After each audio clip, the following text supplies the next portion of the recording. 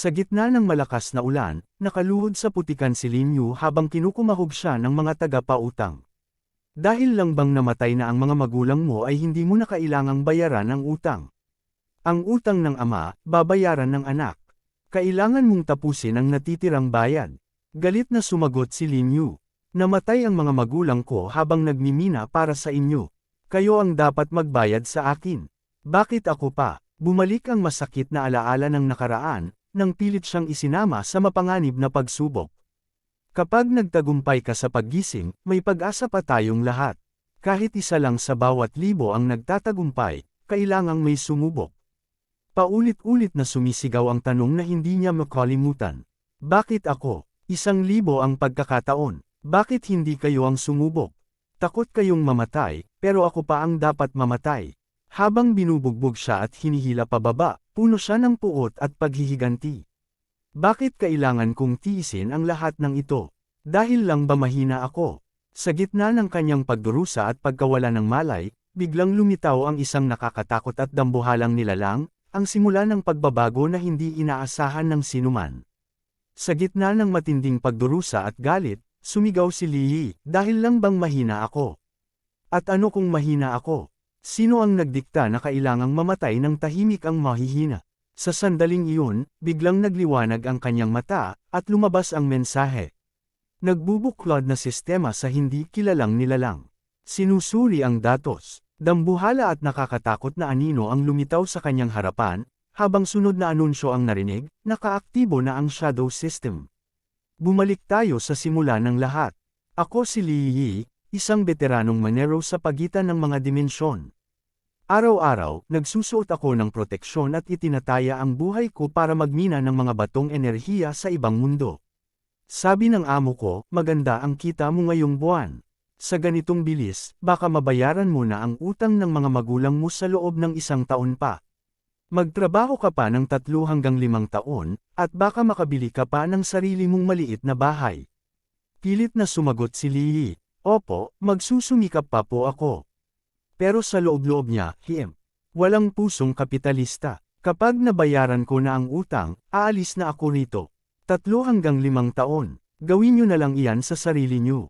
Alam niyo ba, ang pagkakalantad sa radyasyon sa pagitan ng mga dimensyon ay nagbibigay ng isa sa bawat 1,000 pagkakataon na magising sa kapangyarihan, pero kadalasan, ito rin ang dahilan ng kanilang kamatayan.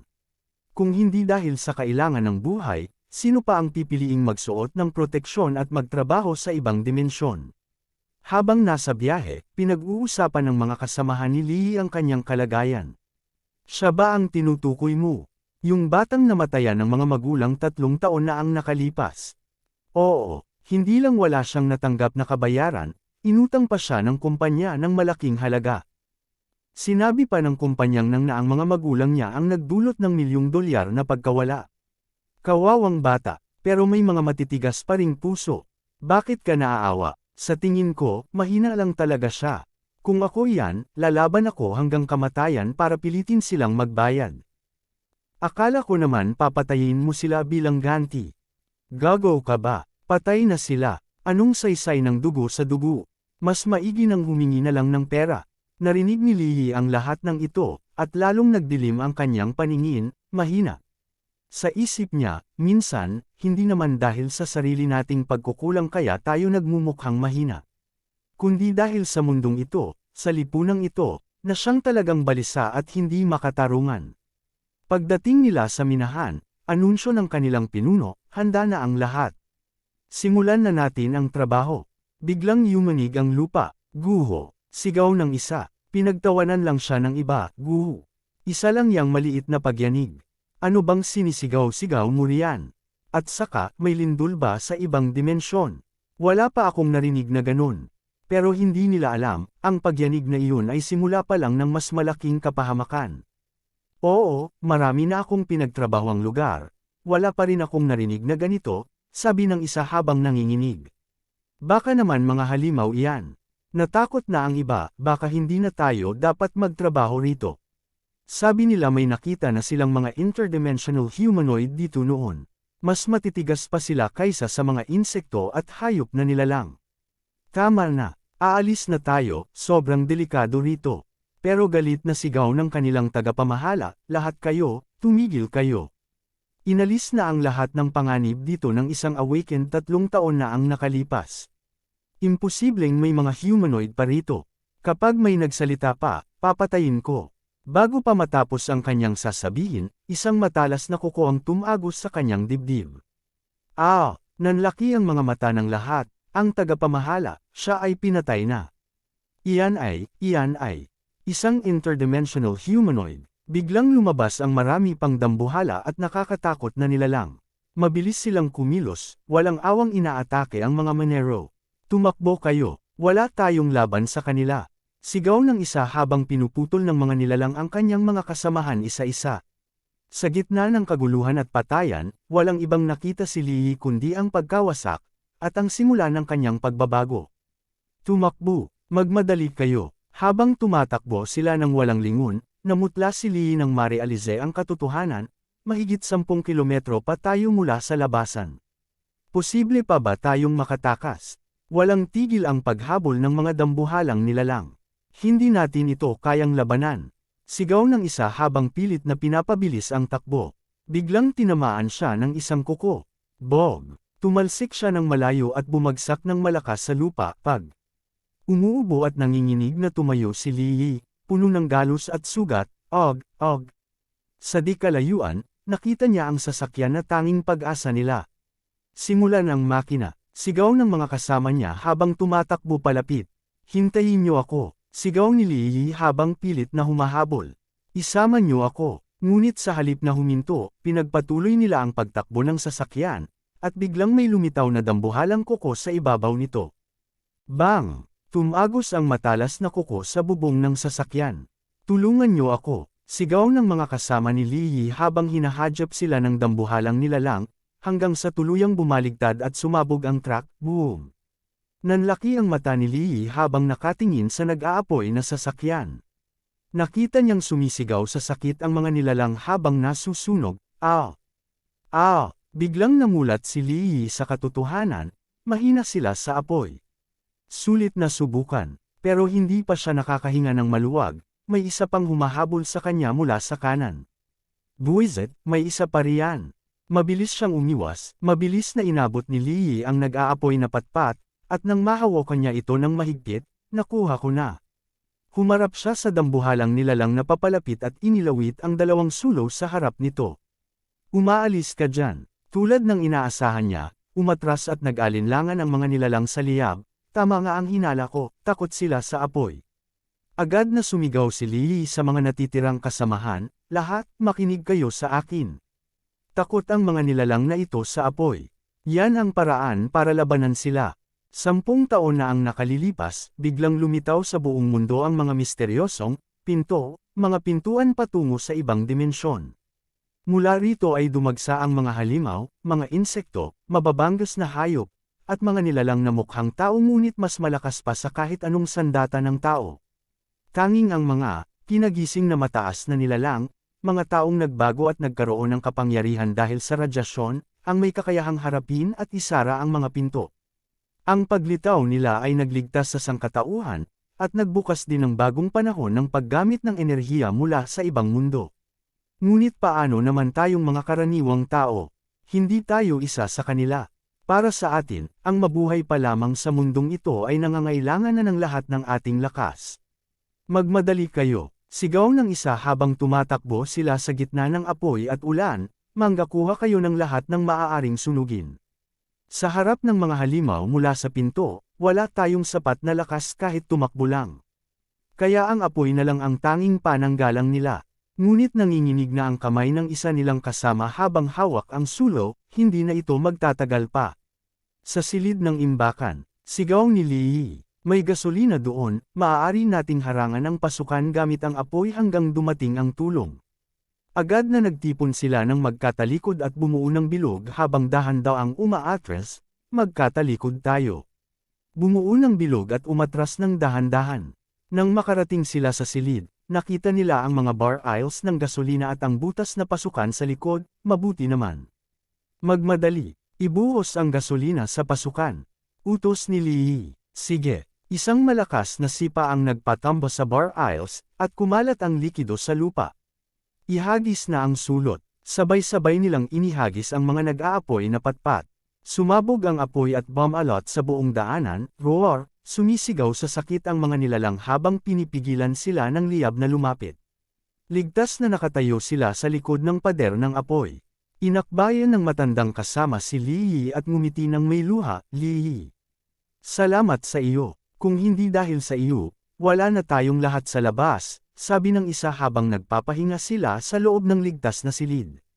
Oo, kung kailangan mo ng tulong, sabihin mo lang, hindi ka namin iiwan. Napatingin lang si Li Yi nang may pagtataka. Sa di kalayuan, nakita nila ang isang dambuhalang estatwa na nakapatong sa truck.